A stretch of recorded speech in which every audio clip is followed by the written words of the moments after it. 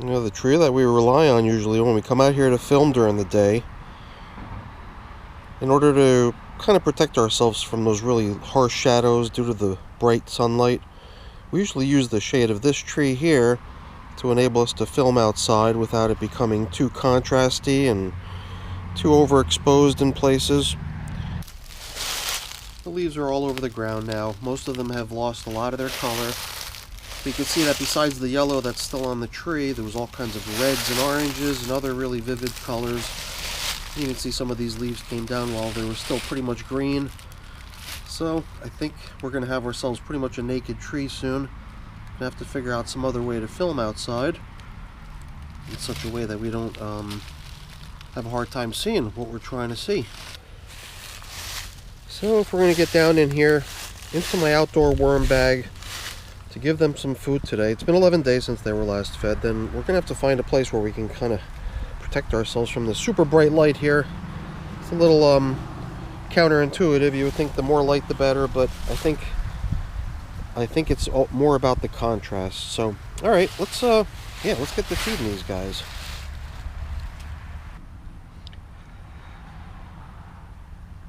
So when I brought over the bin to get it over here into the shade, get it out of the direct sunlight, I exposed a little bit of the earth right below where the container was.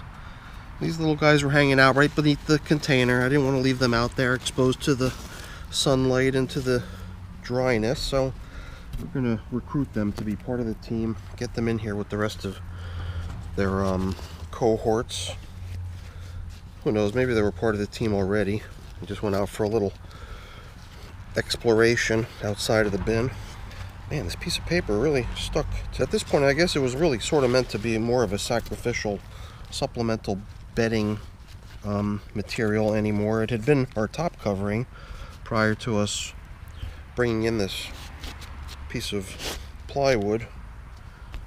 Plywood does a much better job keeping all the moisture down here within the bin than this piece of paper ever was capable of doing. You can really see it's incredible how it's held together. I think it was the cardboard box of a pizza. Can't remember if it was it's got all the baking instructions. It was just a box from the store that a frozen pizza had come in. But I'm always interested in seeing how long something like this can continue to hold up against the onslaught of things trying to eat it constantly. So we'll put it right back the way we found it. Put it back on top, and I'm sure creatures will continue to nibble on it the way they've been doing in the past. We've got some of these little larvae. Some of them hitchhiked in with the worms that I recently bought indoors from out here. And then I started seeing a whole bunch of moths showing up down in my wormery unexpectedly, and kind of made me think that these are just little moth caterpillars. I think that the process has more or less come to an end now.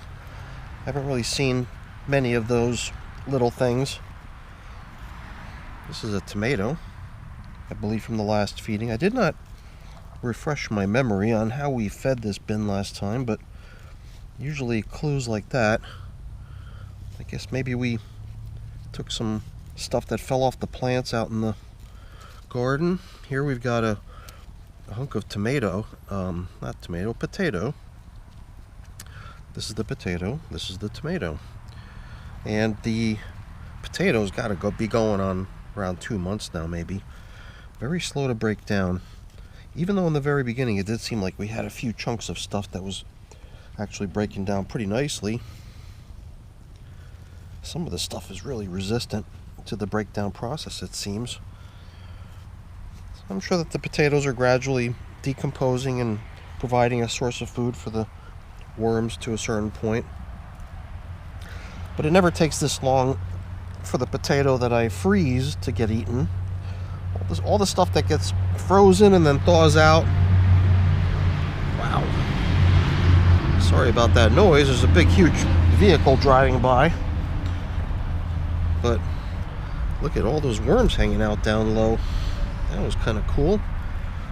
I started just keep sort of probing. I kept probing deeper and deeper, and I was a little surprised at how deep this thing actually is, and it's very deep actually. And it seems like perhaps because of the cold nights we've been having lately, past couple nights, the temperatures have dropped to the freezing point, which has at this point brought an end to my garden. All the tomato plants, all the pepper plants are all just dead now, been knocked out. So I think these worms might have gone a little bit lower to guard against the cold temperatures. And there's a whole lot of them in here. I mean, worms everywhere. Very cool. So what you see here is what we're going to be giving them to eat. It's a variety of fruits. There's a couple kiwis and an apple. Stuff that's just been in my outdoor refrigerator for ages at this point. As well as the pumpkin that was decorating my backyard for the Halloween season. Squirrels finally took a shine to it. I was away for a few days. I came home to finding that big huge pumpkin with a big huge hole in the side of it where the squirrels had burrowed into it to either eat the seeds maybe, or I don't know if they just like nibbling away at the pumpkin itself.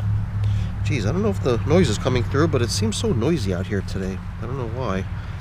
Not sure if I'm just sensitive to it or something today, or if it's really, in fact, a noisier day out here. But let's see if we can get these little guys fed, and then we can let them get back to work. I'm wearing the gloves that I usually run out to the garage for, since I didn't go down to the basement in preparation for this.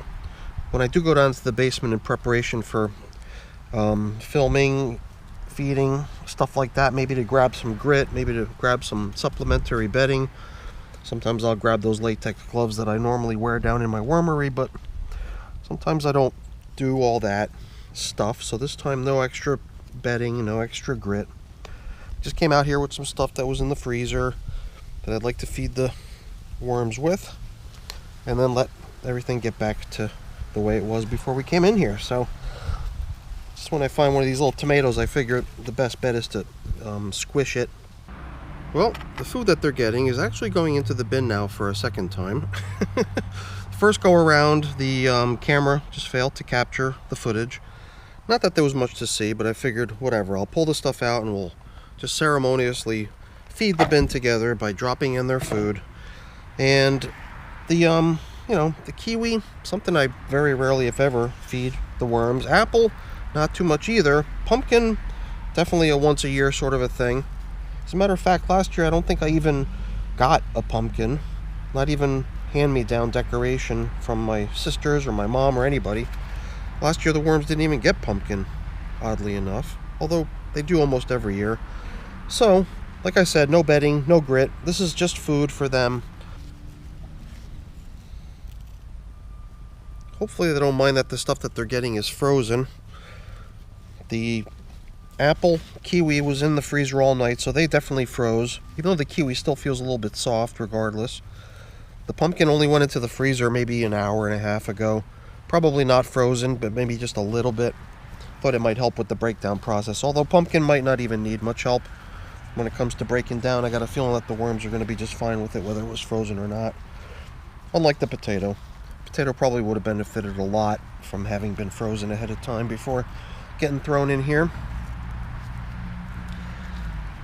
This is some sort of older food item. It wouldn't be potato because I didn't put potato in here so big. It was something larger. It's unusual because you can like stick it right up to your nose, take a big whiff of it, and although it looks like a fairly intact piece of something, it has no odor, peculiarly enough. But at this point we're just probably smelling the bacteria that's pretty much taken the stuff over, and that stuff has no odor at all, it seems. At least that's what I'm guessing. I don't know. I couldn't really tell you why. The stuff that you see in your bin, even large chunks of stuff that's clearly visible and you know has some sort of a scent when it's still fresh, seems to have no odor once it's in a worm bin. It's like magic. Alright, so that was all I was after for today. Little mishap there with the camera. Hopefully it doesn't screw things up too much. A little bit of extra noise out here too. Very bright sunlight. hopefully we get enough footage here for an interesting video. I guess only time will tell, right? So let me get this thing covered back up pretty much the way we found it. This wood really does do a very nice job keeping the moisture down within the container. So I'm happy with the way it's working, so I think I'll keep it right on here. And I'm curious to see how long that piece of paper is going to last down in there. It does seem like the worms are gradually nibbling away at it. It's breaking down. That's also kind of like a little bonus bedding that they can come for if they feel they need it. But this thing is full of bedding. You could see leaf chunks and chunks of paper left over from previous feedings, all kinds of stuff in here that the worms could utilize as bedding or as a carbon food source. So I think this bin's doing great. All right, everyone, that's it for the video. Hopefully you enjoyed it. If you did, as always, please don't forget to leave me a quick thumbs up before you go. And please also consider subscribing to the channel too. Both are very much appreciated. So hopefully you've enjoyed it enough to do one or both. All right, everyone, have a great day. Thanks so much for watching. Bye.